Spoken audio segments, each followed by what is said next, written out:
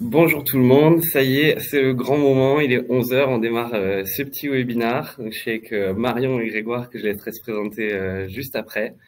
Très rapidement pour vous expliquer, donc Easy Partner, on est un cabinet de recrutement spécialisé dans la tech. Ça fait un peu plus de 10 ans qu'on fait ce métier-là. Et comme on est sur des métiers en tension avec une composante très très tech, ça nous a obligés, nous aussi, à mettre un peu le nez dedans et à trouver des outils qui nous ont aidés à améliorer notre quotidien de recruteurs. Donc l'objectif, ça a été de partager ça avec nos clients historiques pour commencer, qui nous ont demandé de les former un peu sur ces différentes méthodes qu'on utilisait. Ce qui a fait que cette année, on a lancé du coup une offre de formation dont je suis responsable. Et aujourd'hui, on prépare une série de webinaires pour partager un peu et faire aussi du développement collectif avec toute la communauté de recruteurs avec laquelle on échange tous les jours. Voilà pour moi. Marion, tu veux peut-être te présenter? Oui, tout à fait. Bienvenue à tous. Donc, je m'appelle Marion. Moi, ça fait 4 ans et demi que je travaille chez Easy Partner en tant que tech recruteur. Donc, très concrètement, mon quotidien, c'est d'échanger avec des clients qui recherchent des candidats et des candidats qui recherchent des belles missions et des beaux jobs. Avant d'être chez Easy Partner, j'ai fait une expérience en interne dans une startup qui s'appelle Miro. Et donc, du coup, j'ai vraiment cette expérience du métier en interne et en externe. Je pense que ça représentera aussi pas mal d'entre vous. Donc, l'idée, c'est de vous partager un petit peu mon expérience, les pratiques de ce métier, avec ces approches complémentaires. Allez, c'est à mon tour. Bonjour tout le monde. Donc Grégoire, avant de travailler chez Lemlist, j'ai été pendant 3 ans en ESN en tant que business manager où je faisais à la fois du recrutement et du commerce. Et je me suis rendu compte que le métier de recruteur et de commercial, c'était relativement proche. On contacte des personnes qui n'ont pas envie de nous parler, on doit les convaincre de nous faire confiance et aussi proposer la meilleure offre aux candidats. Et c'est pas toujours une question de salaire. Et l'idée, c'est de vous montrer comment on peut faire de l'IA dans le recrutement sans ressembler à un robot. Top. Super, merci Grégoire. L'objectif du coup aujourd'hui, c'est de partager quelques tips. On a appelé ce webinaire la boîte à outils ultime du recruteur pour 2024. On a 45 minutes, donc évidemment on ne pourra pas tout passer en revue. Je vois qu'on a un sondage Capop, si vous voulez déjà nous dire un peu ce que vous faites et qui vous êtes, parce que je pense qu'on a un public peut-être de personnes différentes. Ça permet de savoir si on parle plutôt à des recruteurs en interne, en ESN, en cabinet ou autre. N'hésitez pas du coup à aller répondre sur ce sondage. Et l'objectif d'aujourd'hui, comme je vous le disais, c'est pas de voir tous les outils qu'on pourrait utiliser parce que là, on en aurait pour une bonne semaine de webinaire. Voilà, c'est de prendre un peu la première partie de notre job, à savoir qu'est-ce qui se passe quand on nous signale qu'on a un besoin et comment on va s'organiser en fait pour aller de ce moment où on nous signale qu'on a un besoin jusqu'au moment où on va aller chercher les bons candidats qui vont permettre de combler ce dont il y a besoin sur ce besoin-là. Et donc, on va faire une passe sur plusieurs outils qu'on a pu utiliser, qu'on a pu expérimenter, et notamment, du coup, Lemlist, notre partenaire là-dessus, qui va présenter un cas d'usage un peu précis là-dessus. Pour vous expliquer, du coup, de quoi on va parler, comme je vous disais, donc, dans un premier temps, on va parler vraiment du job. Donc là, quand je dis le job, c'est la recherche, l'emploi, on va dire, de la prise de besoin jusqu'à sa diffusion. Donc là, on va voir comment on peut préparer et réaliser une bonne prise de besoin, comment on va faire ensuite, grâce à ça, pour établir une scorecard. On va comprendre pourquoi une scorecard, c'est important, ce que ça peut nous apporter et ce que ça peut apporter dans tout notre process. Et ensuite, on va voir aussi quelques tips pour diffuser une offre parfaite en un temps record. Exactement. Ensuite, on va aborder LinkedIn. Alors évidemment, je pense que si vous êtes recruteur, que vous assistez à ce webinaire, ça doit vous parler. C'est un outil incontournable, hyper puissant. Donc, on va revenir quand même sur les bases et surtout comment on peut l'utiliser au mieux. On va dire optimiser ses usages, voir un petit peu le potentiel qu'on peut développer avec LinkedIn et LinkedIn Recruteur, puisque ce sont deux options différentes. Donc, on verra comment créer un profil impactant notamment et l'approche candidat sur LinkedIn. Et dans un dernier temps, on va parler du sourcing à l'heure de l'automatisation. L'automatisation qui est pas forcément un gros mot, mais on en reparlera plus tard. Voilà. Et là, on a notamment Grégoire qui va nous présenter un peu sa stratégie et les outils qu'il peut utiliser. Donc, je pense que ça va être aussi une partie hyper intéressante. Et j'ai déjà hâte qu'on vous présente tout ça. J'espère que ce sera intéressant en tout cas. J'espère aussi. Ok, donc comme je vous disais, la première partie, donc ça c'est vraiment le tout début de notre job, hein, ce sans quoi on pourrait pas travailler, s'il n'y avait pas d'emploi à la base, s'il n'y avait pas besoin de chercher quelqu'un, nous on n'existerait pas en tant que recruteur, et du coup c'est pertinent de commencer par ça. Et la première chose dont on va parler pour cette partie-là, c'est des intelligences artificielles génératives. Je pense que tout le monde connaît ChatGPT. Il y en a d'autres. J'ai mis deux petits exemples, là, Bard et Grok, qui est l'intelligence artificielle d'Elon Musk, qui est pas encore live, mais qui va pas tarder. Je fais un petit focus là-dessus. Pourquoi? C'est pas pour dire que ça va faire la prise de besoin pour nous. C'est pas pour dire que ça va remplacer l'humain. C'est juste pour bien qu'on comprenne comment ça fonctionne et dans quelle mesure ça peut nous apporter quelque chose. Donc c'est pour ça que j'ai fait cette espèce de pyramide. On va partir du bas pour comprendre, d'une part, comment sont fabriqués en fait ces modèles-là. Donc, une intelligence artificielle générative, elle est basée sur ce qu'on appelle une architecture transformer, sans trop rentrer dans le détail technique. En gros, ça reproduit un réseau de neurones. Ça fonctionne comme un cerveau. Et la particularité de cette architecture-là, c'est qu'elle est vraiment très forte pour le traitement du langage naturel. C'est-à-dire qu'elle peut très facilement comprendre quand nous on discute, que ce soit vocalement ou que ce soit à l'écrit, elle peut comprendre en fait la structure de ce langage-là et elle peut voir les dépendances entre les différents mots, entre les différentes structures justement de phrases qu'on va pouvoir utiliser. Et du coup, elle va pouvoir gérer toutes ces relations qui sont très complexes et qu'un ordinateur, on va dire classique, ne sait pas gérer. Elle va pouvoir les comprendre, elle va pouvoir les mettre les uns avec les autres. Donc ça, c'est juste l'architecture. À partir de cette architecture, qu'est-ce qu'on fait? On entraîne le modèle. Donc pour ça, vous avez vu, il y a marqué gros corpus de données. Ça veut dire qu'en fait, l'intelligence artificielle, très simplement, on va lui donner plein de choses à digérer. On va lui donner de la donnée textuelle, on va lui donner des sites internet sur lesquels elle va aller se balader, on va lui donner des livres, on va lui donner un peu tout ce qu'on a sous la main pour justement qu'elle puisse s'entraîner, qu'elle puisse avoir beaucoup de données. L'objectif de ça, c'est pas juste qu'elle connaisse ces données-là, c'est aussi qu'elle s'habitue à la structure. Comme je vous disais, elle est capable de le faire, mais il faut quand même l'entraîner pour qu'elle fasse ce dont on a besoin. Ensuite, il y a une partie qui est un peu clé, qui est l'anticipation des mots manquants. Parce que quand on va demander quelque chose à l'écrit à un ordinateur, souvent on va faire des fautes de frappe où on va oublier des mots, ce qui est un peu plus rare à l'oral, même si ça arrive. En général, à l'oral, on se corrige tout de suite. À l'écrit, on s'en rend pas forcément compte. Et en fait, l'intelligence artificielle, on va lui apprendre aussi à anticiper les moments où il y a des mots manquants et ce que ça peut impliquer pour elle. Donc concrètement, ça va lui permettre, quand on lui envoie une phrase où il manque quelque chose, de le rajouter un peu toute seule. Évidemment, si c'est le concept manquant qui est le plus important, là, elle comprendra rien. Si on lui parlait de recrutement et qu'on n'oublie pas de mettre le mot recrutement, c'est mort. Mais globalement, l'idée, c'est que même à partir d'une phrase incomplète, elle soit capable elle-même, en fait, grâce au contexte qu'elle a autour, d'extrapoler et de comprendre ce qu'on veut lui dire. Ensuite, il y a la partie du fine-tuning qui, en fait, se décompose en deux choses. Donc, d'une part, il y a celle de l'éditeur. C'est-à-dire que OpenAI, quand ils créent ChatGPT, ils vont apprendre, par exemple, à cette intelligence artificielle-là à faire des choses en particulier. On pourrait avoir, par exemple, une intelligence artificielle générative qui est vraiment dédiée au recrutement, auquel cas, son éditeur leur a déjà fait manger tout le contenu qu'on peut avoir spécifiquement sur du recrutement.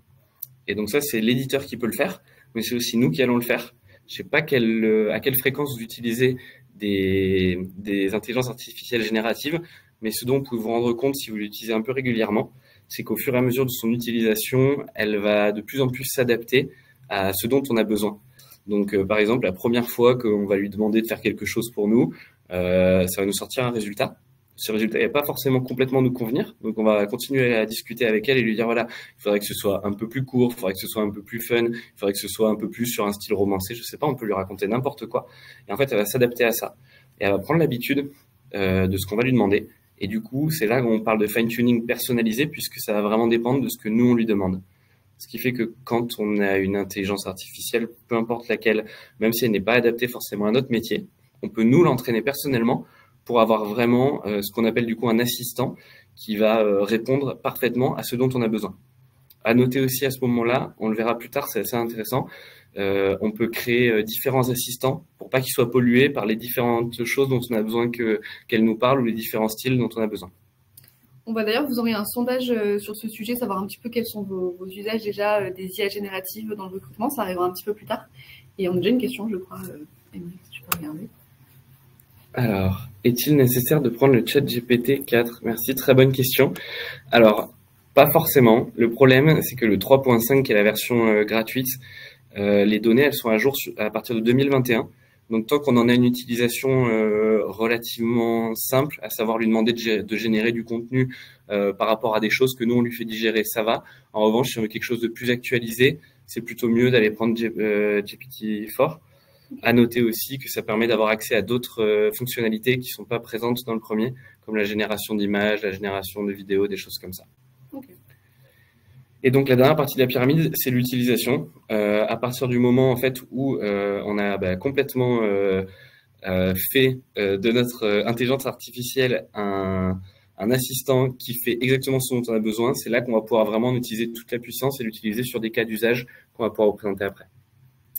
Typiquement, le premier cas d'usage que moi je trouve vraiment très intéressant et qui permet de gagner beaucoup de temps et aussi de gagner en qualité dans notre travail, c'est quand on a un besoin qui est exprimé. Donc en fonction de ce qu'on fait, c'est-à-dire à savoir qu'on soit recruteur en interne, soit en ESN, soit en cabinet, on a toujours quelqu'un qui va nous dire qu'il a un besoin. Donc d'un côté, ça peut être le hiring manager si on est en interne, de l'autre côté, ça va être plutôt du coup un client. Et qui va parfois nous envoyer juste un texto pour nous dire « Hello, je cherche un développeur Python. Hello, je cherche un comptable pour demain. » Des choses comme ça. Et c'est là que les choses deviennent un peu compliquées. Parfois, c'est un petit coup de fil rapide. Dans le meilleur des cas, c'est un mail avec une fiche de poste. Et ce qui est formidable à partir de ce moment-là, c'est qu'on peut déjà envoyer tout de suite à l'intelligence artificielle les éléments qu'on a.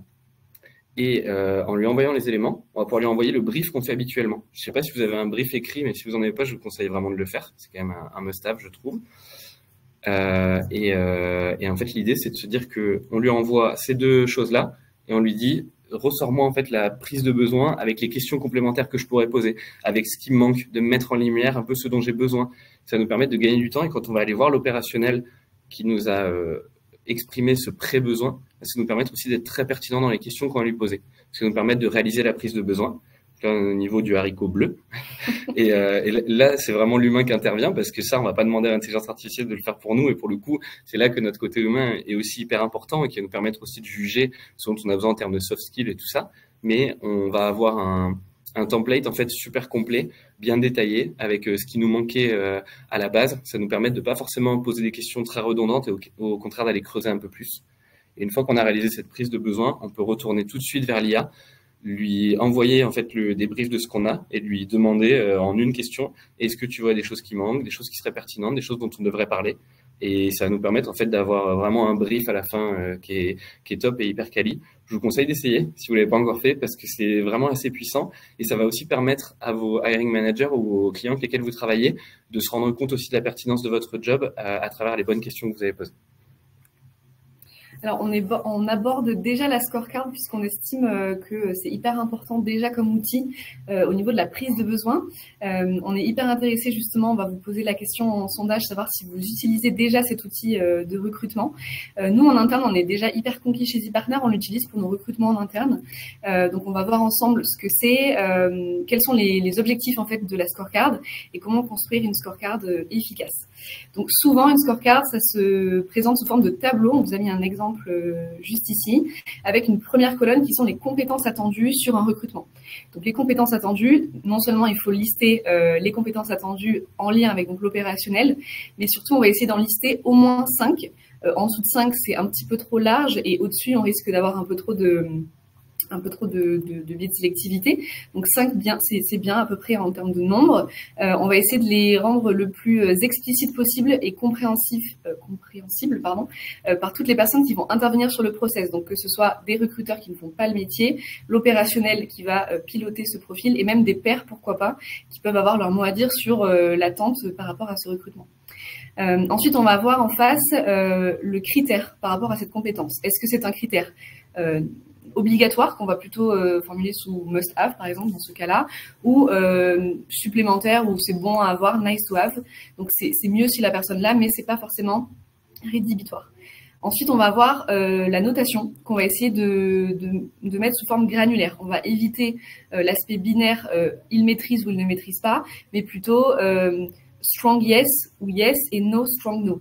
Donc, ça va permettre quand même d'avoir un peu de granularité. Certaines personnes utilisent la notation de 1 à 5, ce qui est bien aussi, mais c'est vrai qu'on se disait avec Émeric que souvent, on se retrouve souvent à mettre 2 et 4 pour pas trop se positionner. Donc, nous, on se trouve que l'option des 4 yes et no, c'est plutôt pas mal. Et enfin, les commentaires. L'idée, c'est que vous puissiez expliquer pourquoi vous avez attribué une notation à un critère.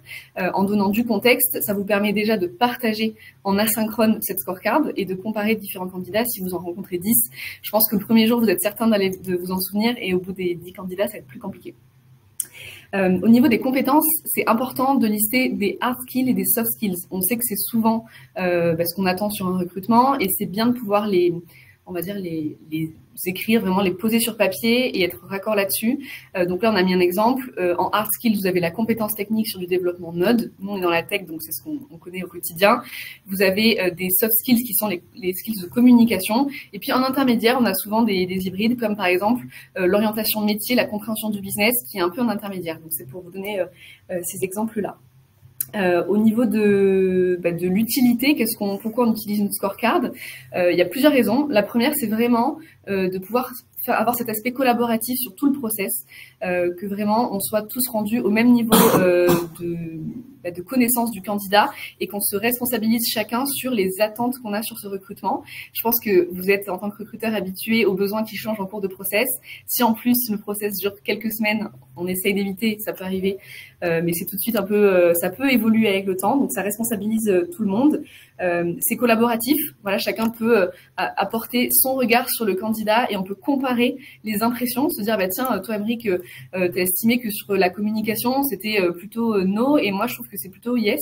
Donc on peut aussi échanger là-dessus et redéfinir ensemble qu'est-ce qu'on entend par compétences de communication chez EasyPartner, ce qui est vaste sujet aussi.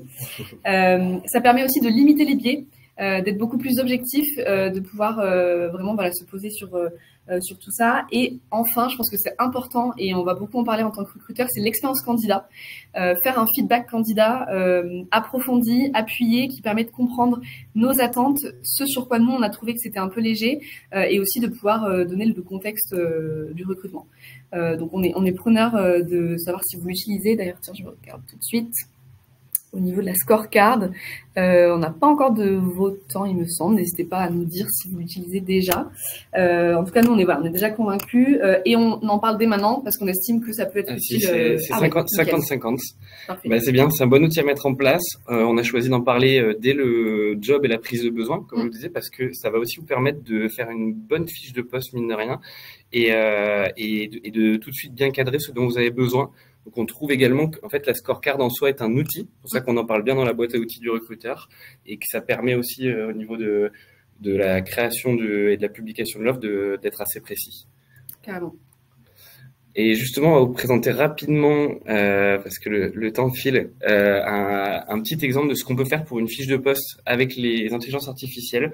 Donc là, le schéma peut paraître un peu barbare, donc je vais vous expliquer rapidement. En gros, on crée 3 assistants, ce dont je vous parlais tout à l'heure, à qui on va attribuer à chacun un rôle. Donc comme vous pouvez voir, on a un RH, on a un candidat potentiel, on a un CTO. Vous pouvez voir qu'il y a des flèches au milieu du graphique, il y a des flèches en dessous du graphique. Ça veut dire qu'en fait, les allers-retours vont un peu dans tous les sens entre ces différents assistants, et ce qui permet de créer une très belle fiche de poste. Donc, qu'est-ce qu'on va faire en fait?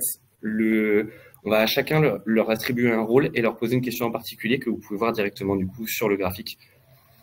Et on va ensuite les faire communiquer entre eux pour avoir leur feedback à chacun en fonction de comment on les a entraînés. On pourra vous refaire un webinaire là-dessus parce que là, c'est assez complexe comme sujet. Je vous ai montré très rapidement, grosso modo, ce qu'on leur demandait. Et ce que je peux vous dire, c'est que nous, on l'a testé en interne à partir des fiches de poste que nous on créé, qu'on a fait digérer du coup à l'assistant qui est RH, et ensuite on l'a fait voir à un candidat et à un CTO qu'on a aussi entraîné à être un candidat et un CTO en fonction de ce qu'on connaît sur le marché, et leurs retours en fait sont quand même très pertinents et permettent de bien améliorer la fiche de poste. Ça ne veut pas dire qu'ils font la fiche de poste à eux seuls. On est obligé de repasser dessus systématiquement, évidemment. Une fois de plus, l'humain reste quand même important. Mais là, c'est déjà dans un premier temps, ça permet d'avoir quelque chose de très quali qu'il n'y a plus qu'à compléter. Ce qui est pas mal, c'est que c'est une tâche assez quand même chronophage de faire des fiches de poste, et là, ça permet de gagner du temps. Et d'ailleurs, on se disait que la scorecard, on peut l'utiliser aussi avec ChatGPT, en se disant on peut l'automatiser en partant d'une base et en faisant travailler sur des itérations. Donc ça se relie aussi. Absolument, on peut tout faire. Donc on va passer maintenant sur la partie LinkedIn et LinkedIn Recruteur. Donc ça c'est quand même l'outil incontournable dans le recrutement. On s'est dit qu'il fallait impérativement qu'on fasse un focus là-dessus si on parlait des outils. Il y a pas mal de choses que vous connaissez sûrement déjà, donc on va essayer de pas être trop relou là-dessus. Mais globalement on a essayé de sortir un peu du cadre, à commencer par rapidement expliquer ce que c'est que LinkedIn. Donc là, pareil, un réseau social professionnel. Bon, mais ça, je pense qu'on n'apprend rien à personne. Ça a quand même son importance parce que c'est pas un réseau social tout à fait comme un autre, puisque c'est plutôt professionnel et que ça permet effectivement d'échanger avec ses pairs, avec des candidats, avec d'autres entreprises. C'est aussi un puissant média donc digital à forte portée. Ça me paraît important. Pourquoi? Parce que en réalité, un média, qu'est-ce que ça veut dire? Ça veut dire qu'on peut communiquer de différentes manières et que ce soit pour vous à titre personnel ou pour votre entreprise, si on voit un peu plus large, c'est vraiment un plus parce qu'on va pas vers les gens de la même manière. On peut y aller sur du contenu texte via des posts classiques. On peut faire des carousels, on peut faire des vidéos, on peut faire des lives directement depuis LinkedIn. Et en fait, c'est assez puissant et ça peut vraiment permettre d'attirer pas mal de candidats. Ça peut permettre de bosser sa marque employeur. Donc pour moi, c'est quand même un gros point fort. Une base de données immense et gratuite. Ça, c'est quand même la base de LinkedIn. Et pour moi, c'est ce qui le rend si puissant. C'est que normalement, quand on veut avoir accès à une base de données de plusieurs millions de personnes, on paye ça plusieurs millions d'euros. Là, en fait, on a juste à se créer un compte et techniquement, on est connecté avec le monde entier. C'est un peu plus complexe que ça, mais dans l'idée, c'est ça. Et donc, une plateforme de génération de leads, ça c'est un peu moins intéressant pour nous sur la partie recrutement, mais je trouve que c'est intéressant quand on compare un peu le recrutement et la qualification à un process un peu commercial, puisqu'il faut quand même vendre quelque chose à un candidat aussi. On est là pour l'embarquer, pour qu'il vienne avec nous, et LinkedIn est aussi très puissant pour ça. Une petite slide juste pour vous montrer que LinkedIn est présent partout dans le monde et appuyé plus particulièrement sur le fait que la France est le 5e marché mondial. Donc là, on est 100% français, sinon on serait en train de faire cette presse en anglais, j'imagine. Et en fait, de 28 millions de personnes, ça représente 80% de la population active. Donc pour nous, recruteurs, en fait, c'est quand même très compliqué de s'en passer. Ça montre aussi qu'on peut toucher vraiment beaucoup de gens, ce qui est une plutôt bonne nouvelle pour aujourd'hui et pour le futur de notre métier. Et en quelques mots, voilà, 90% des recruteurs utilisent LinkedIn. Plutôt une bonne nouvelle. On se veut dire qu'il y a 10% qui arrivent à faire 100. Voilà. On se demande comment. Les gens font confiance à LinkedIn. Ça, c'est un gros plus aussi pour le réseau. Ça veut dire que quand ils y vont, ils ont confiance dans le fait qu'ils sont pas là pour se faire arnaquer, pour envoyer de l'argent à quelqu'un de mal intentionné, des choses comme ça. Et en fait, c'est plutôt cool parce que du coup, quand on publie, ça veut dire qu'ils n'ont pas peur et on peut rentrer en contact avec des gens qu'on ne connaît pas par ce biais. Et enfin, 70% des gens trouvent le contenu pertinent et instructif utile. Donc ça, l'intérêt de ce chiffre, c'est plus de vous dire que du coup, ça vaut le coup quand même de publier. Ouais, de contribuer. Ouais. Et de contribuer. Il y a peut-être 30% des gens qui ne seront pas intéressés, mais le reste, ça devrait le faire. Et surtout, comme vous l'avez vu, LinkedIn se personnalise en fonction de vos interactions et de votre contribution. Donc, plus vous postez et plus vous réagissez par des likes, des commentaires, des repartages, plus votre feed sera adapté à ce qui vous intéresse. Donc, ça vaut vraiment le coup, je pense, de le faire. Ouais, carrément. Alors du coup, en effet, pourquoi utiliser LinkedIn dans le recrutement? Bon, évidemment, c'est un peu la raison d'être du réseau social, mais clairement, comme le disait Aymeric, 80% de la population active en France est présente sur LinkedIn. Donc évidemment, en termes de vivier, de réseau, c'est juste surpuissant et je pense que c'est encore même sous-évalué. Vous avez plus de portée au niveau de vos offres d'emploi, de votre communication. Donc, clairement, vous pouvez aussi toucher des candidats que vous n'auriez pas rencontrés dans vos réseaux physiques par exemple, Meetup, Alumni, etc. Ça ouvre vraiment, ça casse les barrières en fait de localisation et même de secteur. Vous pouvez évidemment, et c'est même, je pense, nécessaire de construire une marque employeur sur LinkedIn, même si on va le voir plus tard, les pages entreprises sont un peu moins visibles que les pages perso, mais la marque employeur, ça peut être à travers votre page entreprise, mais aussi en faisant de vos salariés des ambassadeurs, en partageant ce que c'est de travailler chez vous au quotidien. Nous, je sais qu'on aime beaucoup le faire parce qu'on a plein de beaux moments de partage et on a envie de le mettre en avant parce que c'est une des raisons pour lesquelles les gens nous rejoignent. On se disait aussi que nous, dans la tech, on a beaucoup de candidats qui ont énormément d'offres. En tant que développeurs, par exemple, ils ont le choix. La marque employeur d'une entreprise va pouvoir peut-être se permettre de se différencier. Et un développeur peut être amené à venir vers vous parce qu'il a vu votre marque employeur plus que parce qu'il a vu des offres d'emploi. Au niveau également de l'analyse des profils, évidemment, je pense que l'info, c'est la plus précise, la plus à jour aussi. En général, les personnes sont quand même assez proactives sur la mise à jour de leur profil.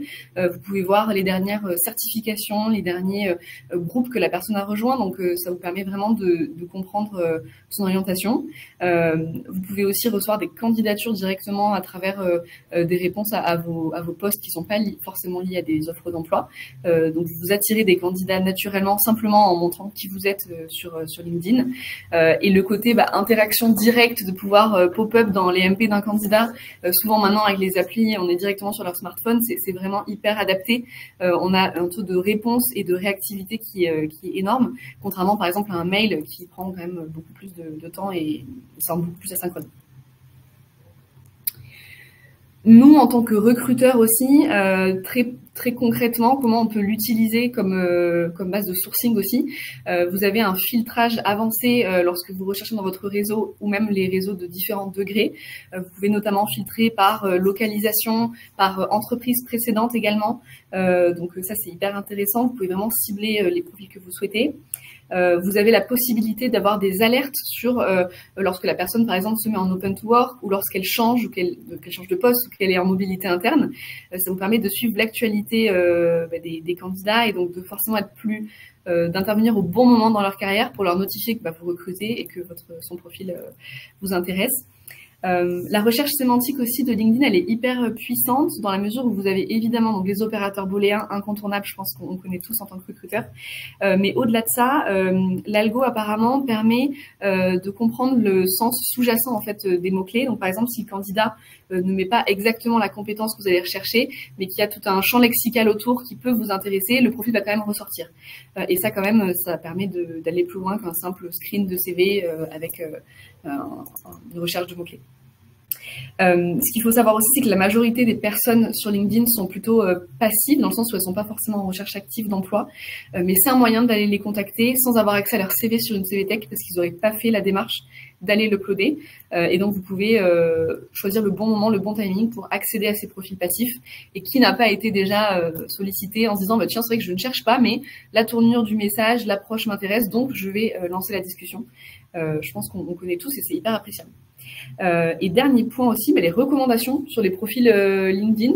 Ça, c'est plutôt pas mal parce qu'on a des références déjà faites, déjà prêtes avec le contact de la personne qui recommande ce candidat, sur quelles compétences la personne est recommandée. Vous pouvez voir aussi dans quel groupe elle est intégrée, à quel projet elle a contribué. Donc, c'est au-delà d'un CV, c'est vraiment tout le parcours du candidat et surtout, vous voyez aussi ses orientations, ses préférences et ce sur quoi il se développe. Nickel. Alors, en effet, ce qui est intéressant aussi de voir, c'est comment vous pouvez créer un profil de recruteur impactant. En fait, là, ce qu'on va vous donner comme conseil, c'est typiquement ce que vous allez donner comme conseil à vos candidats quand ils refont leur CV notamment. Le fait que vous ayez une marque employeur individuelle, vous serez beaucoup plus visible que la marque employeur de votre entreprise. Par exemple, moi, je vois Riku partout sur LinkedIn. Je vois pas forcément tout le temps les posts d'EasyPartner. Donc, c'est hyper important que vous ayez votre propre marque employeur en tant que recruteur. Ça passe par plusieurs choses. Déjà, comme on peut vous montrer sur cet exemple-là, choisir une photo qui est adaptée, qui est professionnelle, qui est donc à la fois pas trop similaire à tout ce qu'on peut voir sur LinkedIn, mais qui reste quand même professionnelle. Donc là, c'est Camille qu'on connaît bien et qu'on recommande vraiment son profil comme exemple.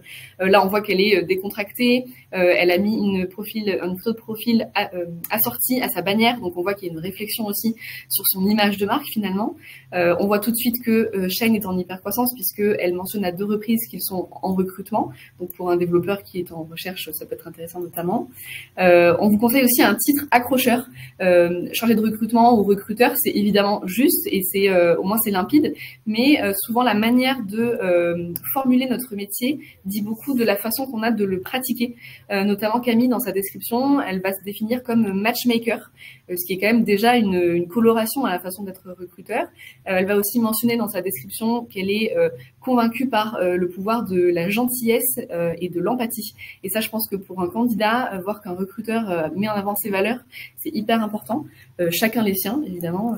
À vous de choisir ce qui vous plaît. N'hésitez pas, comme un candidat, à développer vos expériences professionnelles. Parce qu'en fait, un candidat qui n'est pas RH va peut-être avoir du mal à voir la différence entre un HR specialist et un head of talent acquisition. Donc pour vous, c'est évident, mais n'hésitez pas à définir clairement. Ça permettra aussi aux candidats d'aller taper à la bonne porte si votre entreprise les intéresse. Est-ce que je vais voir telle personne plutôt que telle personne? Bon, idem pour les compétences clés. On est sur un métier qui évolue souvent. Ne pas hésiter à se mettre dans cette posture aussi d'apprenant et de montrer que même en tant que recruteur, vous mettez, vous avez ce souhait vraiment d'évoluer et de montrer aussi à travers votre profil comment vous évoluez et vous perfectionnez dans ce métier. Trop bien, merci Marion. Est-ce que tu veux aborder ça ou si tu veux je le fais sur la partie message? Vas-y. Après la définition d'un profil impactant, l'idée aussi c'est de pouvoir accrocher ou en tout cas contacter, approcher les candidats de la bonne manière. Nous, on vous conseille vraiment des messages personnalisés. Alors évidemment, le gros sujet d'un recruteur, c'est comment j'équilibre entre gagner du temps en faisant du volume, parce que malgré tout, on sait que c'est ce qui fonctionne, et en même temps personnaliser, adapter son contenu. Donc n'hésitez pas à tester, mais je pense que montrer au candidat que vous avez lu son profil, que vous le contactez lui en particulier pour telle et telle raison, c'est hyper important. Et vous-même, en tant que recruteur, vous devez être débauché et vous apprécier quand la personne fait cet effort-là.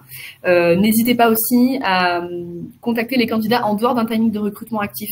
Regardez si la personne a eu une promotion, si elle a changé d'entreprise. Prenez des nouvelles simplement pour alimenter le réseau.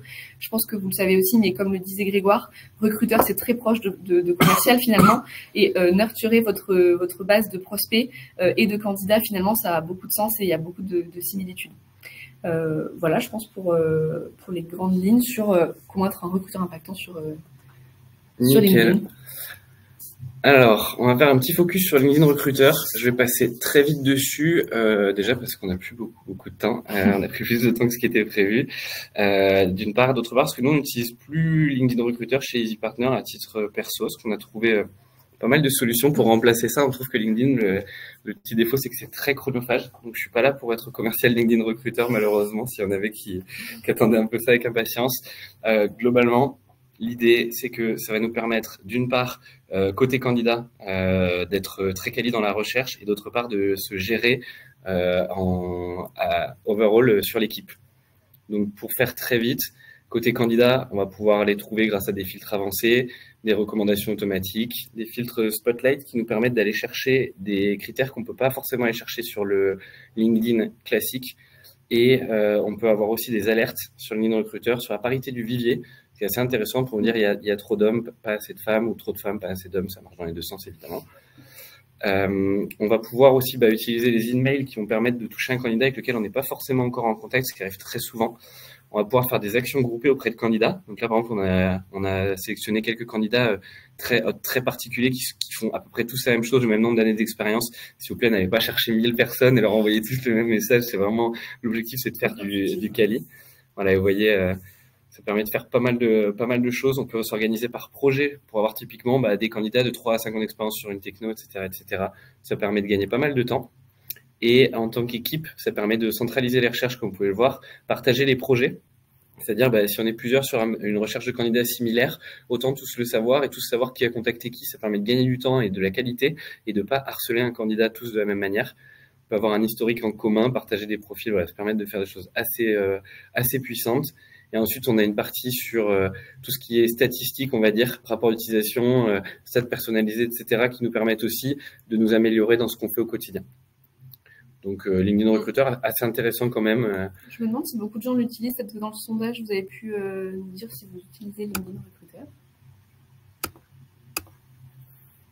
Oui. Ouais, 80%. Pour l'instant. On verra ce que ça donne après. Et voilà, on va passer du coup au sourcing à l'heure d'automatisation avec le cas d'usage de l'Emlist. Je vais laisser la parole à Grégoire. Désolé Grégoire, il ne te reste plus beaucoup de temps. Non, mais c'est bon, on va être dans le timing, on va être efficace. Et pour faire le lien effectivement avec ce que disait Marion, c'est super important d'avoir une approche personnalisée avec les candidats. Et lorsqu'on parle d'automatisation dans le monde du recrutement, ça peut vite être perçu comme un gros mot. Je pense qu'on a tous reçu des messages où on nous propose une mission de commercial alors qu'en fait on est développeur ou vice-versa. Et ça, c'est une très très mauvaise expérience pour les candidats. L'idée, c'est plus de se poser la question en fait de pourquoi mettre un petit peu d'automatisation, et je précise sur un petit peu. L'idée, c'est pas de faire 100% du métier de recruteur en automatisé. Tout simplement parce que dans la journée de recruteur, lorsque je l'étais en ESN, je passais trop de temps sur des tâches à faible valeur ajoutée, et ce qui faisait que je passais pas assez de temps du coup sur des actions où j'avais un impact qui était plus important. Donc pour moi, ce que j'appelle des tâches à faible valeur ajoutée, c'était les 2-3 heures que je prenais par jour pour relancer mes candidats par mail ou sur LinkedIn à la main. Et du coup, à côté, ça me laissait moins de temps pour faire mes entretiens, sourcer des profils de qualité, donc vraiment créer des shortlists de profils sur LinkedIn Recruiter ou sur d'autres job boards, ou même maintenir le lien avec les candidats jusqu'à la date de démarrage, parce que c'est ça aussi le métier de recruteur, c'est une fois que le contrat est signé, c'est pas encore gagné. Faut que le candidat arrive le premier jour sur la mission ou dans votre entreprise. Et actuellement, si vous manquez de temps pour assurer ce suivi avec les candidats, je pense que c'est quelque chose qui doit vous parler, sachant que j'ai vu qu'en plus, dans le sondage, il y avait pas mal de personnes qui étaient en ESN ou cabinet de recrutement. Du coup, vous, de votre côté, sur ce que je vous présentais aujourd'hui, sur automatiser une partie du recrutement, c'est vraiment en fait dans le cœur de votre business où vous allez avoir un volume qui va être plus important et des objectifs qui sont plus gros en termes de recrutement à faire que lorsqu'on est en interne dans une boîte. Pour moi, les plus gros pain points que j'avais lorsque j'étais en tant que business manager, c'était effectivement le temps que je passais chaque jour à relancer mes candidats, mais c'était aussi avoir une approche qui me permettait de me différencier des autres recruteurs parce que comme c'est proche du métier de commercial, là actuellement je suis en concurrence avec d'autres outils, avec d'autres commerciaux. Les recruteurs, vous êtes en concurrence avec toutes les boîtes, notamment si on cible un développeur, et c'est pas que les boîtes de votre marché, de votre secteur d'activité qui sont vos concurrents, ça va être les autres startups, les gros, les Amazon, les Google, et c'est aussi leur montrer quel est l'intérêt pour eux de venir bosser chez vous. Et pour ça, ça peut être aussi bien sur l'approche que vous allez avoir avec eux en termes de messages, mais aussi passer par des chemins qui sont un peu moins empruntés. Il y a, je pense, 80% des recruteurs qui sont 100% sur LinkedIn pour contacter les candidats. Si vous commencez à ajouter un peu de mail, du call et parfois même du SMS sur certains candidats, vous allez commencer à vous démarquer, sachant que l'objectif de lorsque vous proposez une mission à un candidat, bien évidemment pour vous, c'est de le rencontrer et de le recruter, mais c'est surtout d'avoir une réponse de sa part, qu'elle soit positive ou négative. Et moi, ce qui me frustrait le plus au début, lorsque j'ai commencé à faire du recrutement, c'était de ne pas avoir de réponse aux messages que j'envoyais. Et ça, du coup, lorsque j'ai fait un petit peu ce constat, je me suis dit, OK, je vais mettre en place une strat qui va reposer sur 5 piliers que je vais vous partager à l'écran. Hop, voilà.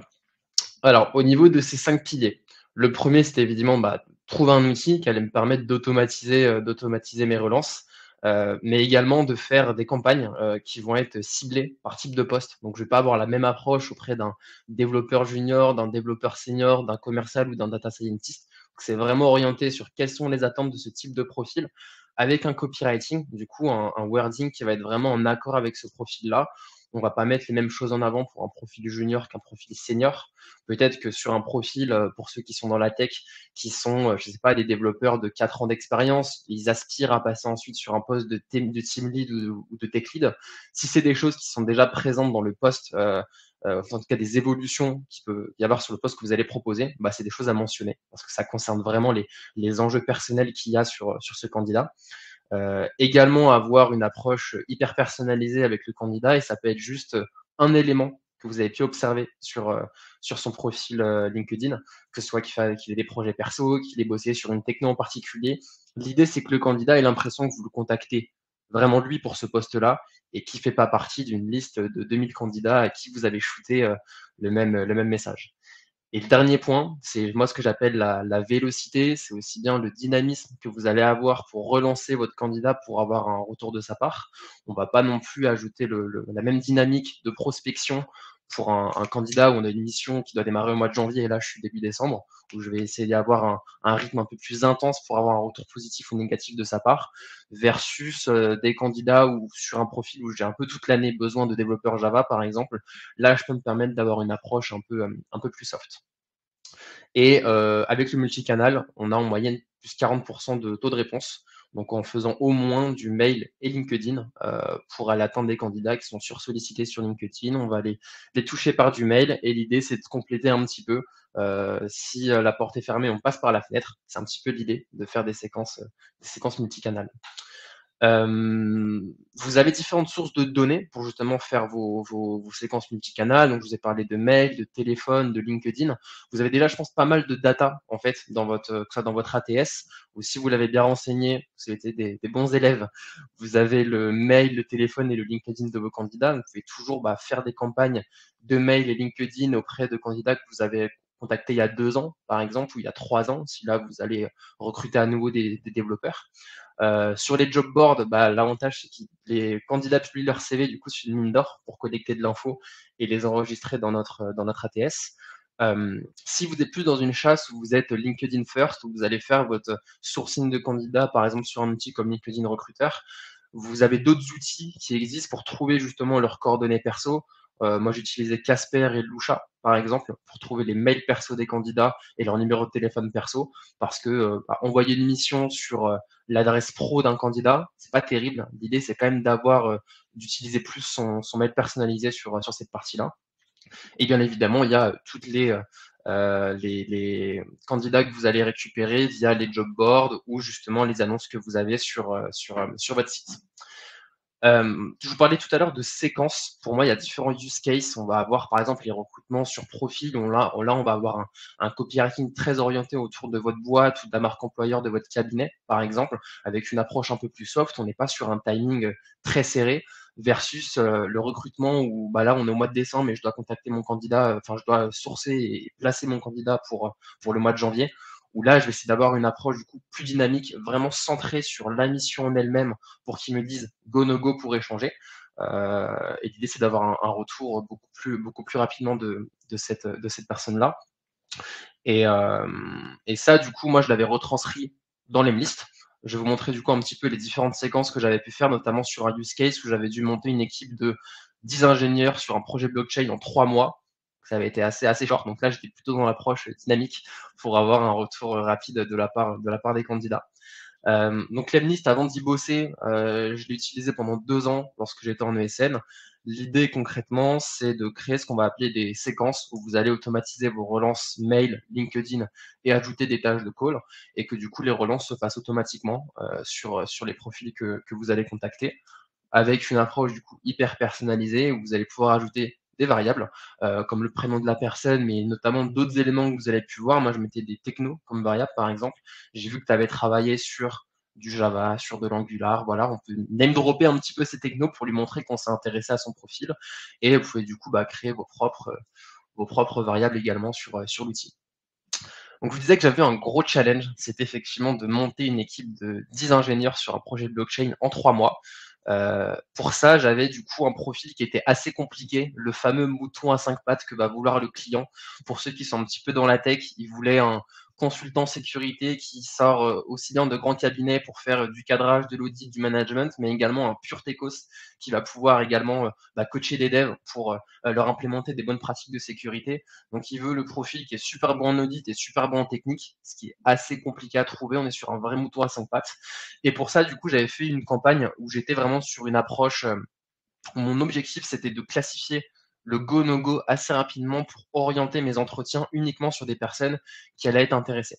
Donc c'est pour ça que dès le premier mail, je mets pas mal d'infos autour de la mission, parce qu'également je contacte des profils qui sont relativement seniors, ils sont beaucoup contactés, et eux, ils ont aussi besoin de se projeter assez rapidement sur le fait que la mission soit intéressante ou pas.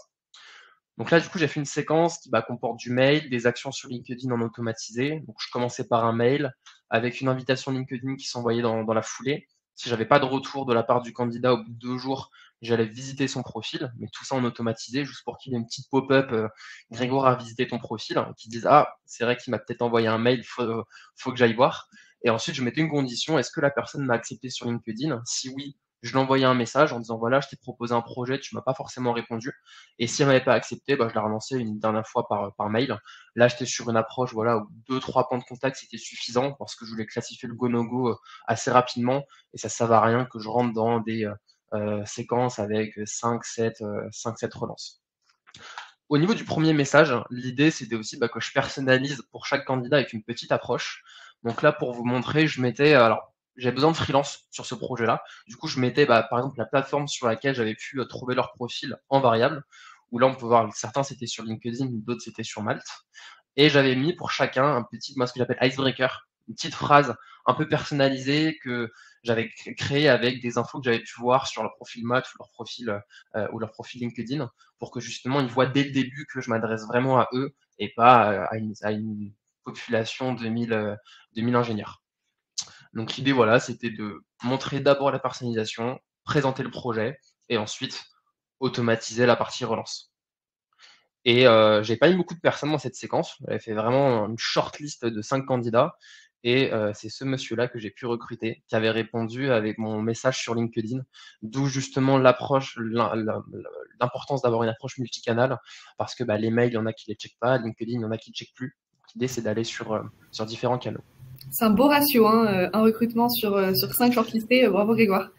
Ouais, merci. Après, c'est aussi sur le ciblage qu'on va faire. Et pour moi, c'est ce qui reste aussi très important. Et c'est là où l'intelligence du recruteur va dépasser ce que va faire une IA ou n'importe quel outil. C'est voyez votre outil vraiment de LinkedIn recruteur ou autre comme vraiment une shortlist de candidats.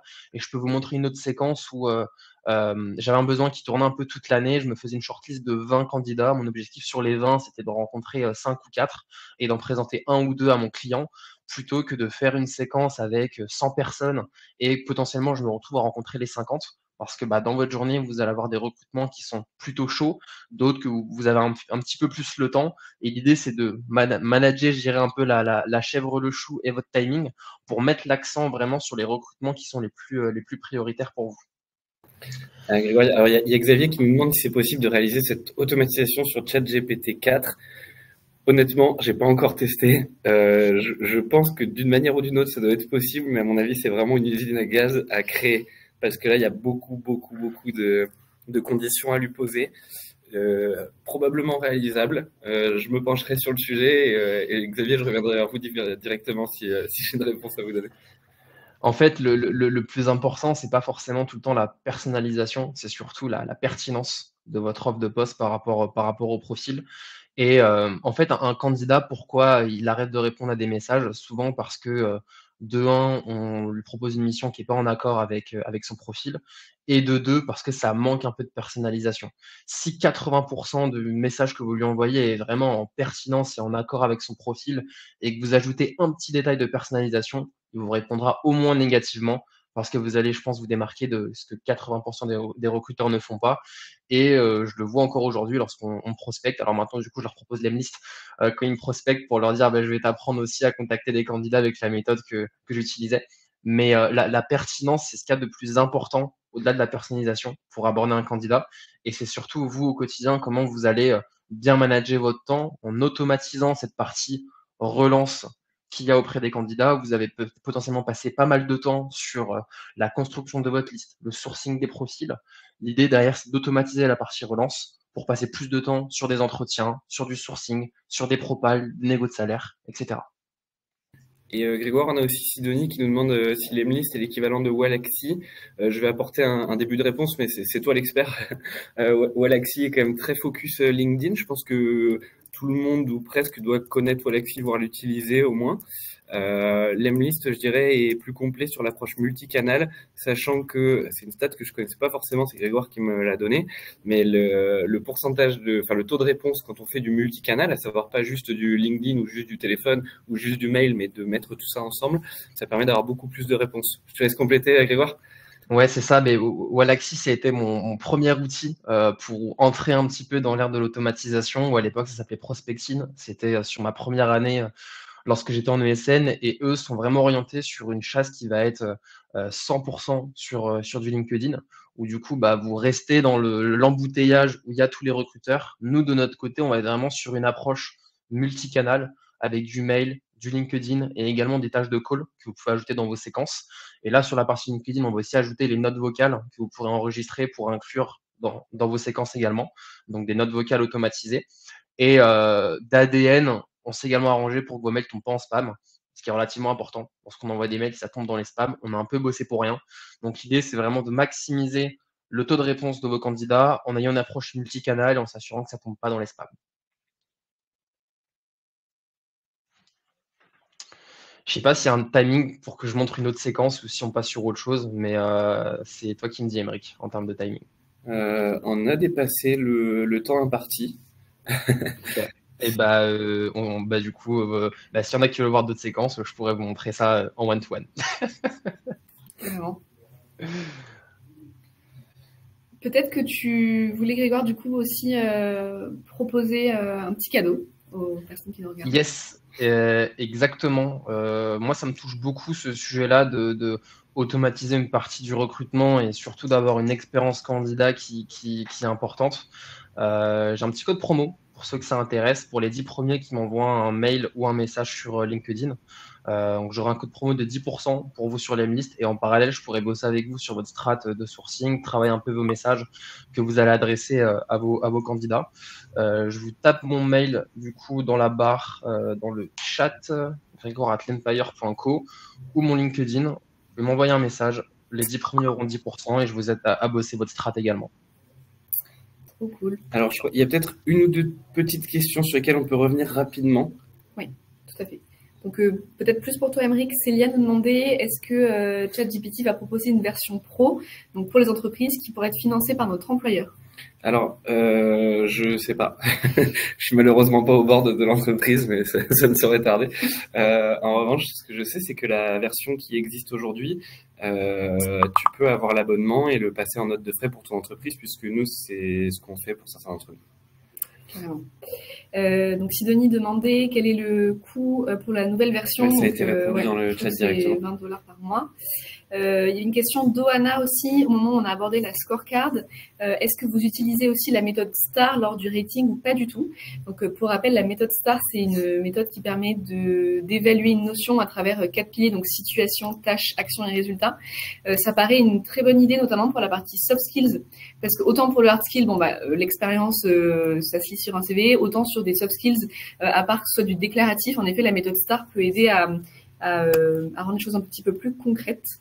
Voilà pour les questions, je crois. On va aussi vous proposer un sondage sur les prochains thèmes de webinaire qu'on aimerait aborder, mais surtout que vous aimeriez voir.